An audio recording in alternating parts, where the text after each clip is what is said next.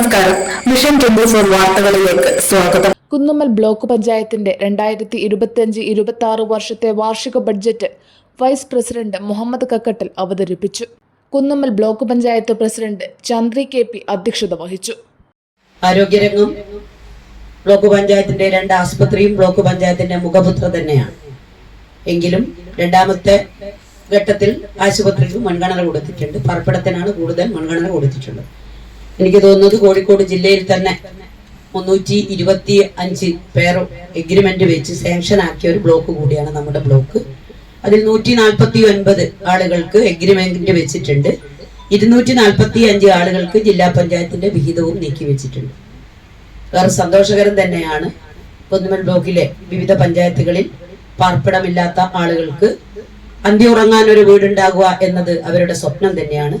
ആ സ്വപ്നം സാക്ഷാത്കരിക്കുന്ന രൂപത്തിലേക്കുള്ള ബജറ്റ് തയ്യാറാക്കിയാണ് ഈ ഭരണസമിതി വിട പറയുന്നത്.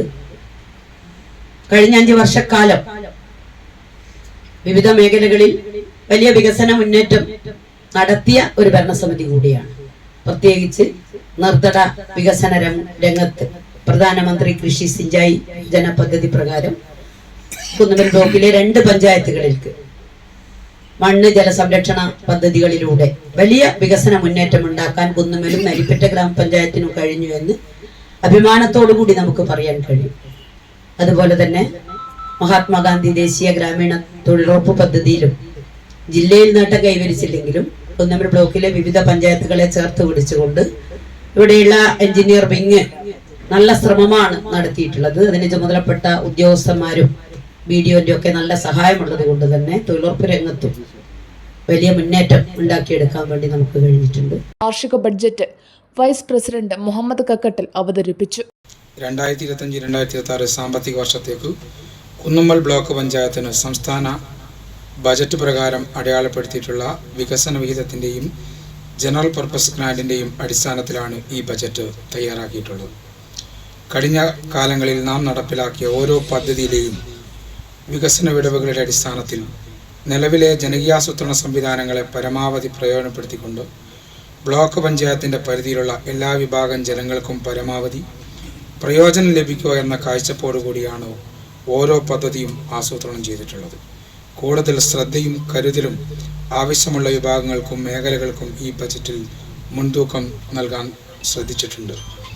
ആരോഗ്യ മേഖലയിലും ശുചിത്വ മേഖലയിലും നാം ഒട്ടേറെ പദ്ധതികൾ നടപ്പിലാക്കി കഴിഞ്ഞു.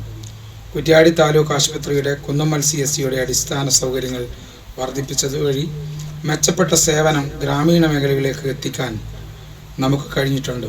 ഗൃഹവൈദ്യം പദ്ധതി നടപ്പിലാക്കിയത് വഴി കിടപ്പ് രോഗികൾക്ക് കൂടുതൽ ശ്രദ്ധയും പരിചരണവും ലഭ്യമാക്കാൻ കഴിഞ്ഞു.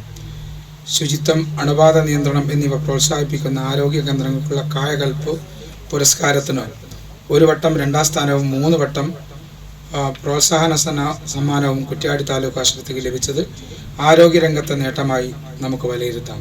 14,82,52,191 രൂപ വരവും 13,88,38,223 രൂപ ചെലവും 94,13,968 രൂപ നീക്കിയിരിപ്പും പ്രതീക്ഷിക്കുന്ന ബഡ്ജറ്റിൽ പാർപ്പിടം, ആരോഗ്യമേഖല, തൊഴിൽ, വനിതാ ശാക്തീകരണം, യുവജനക്ഷേമം, കായിക വികസനം, ബ്ലോക്ക് പഞ്ചായത്തിൻ്റെയും ഘടക സ്ഥാപനങ്ങളുടെയും അടിസ്ഥാന സൗകര്യ വികസനം എന്നിവയ്ക്കാണ് പ്രാധാന്യം നൽകിയിട്ടുള്ളത്.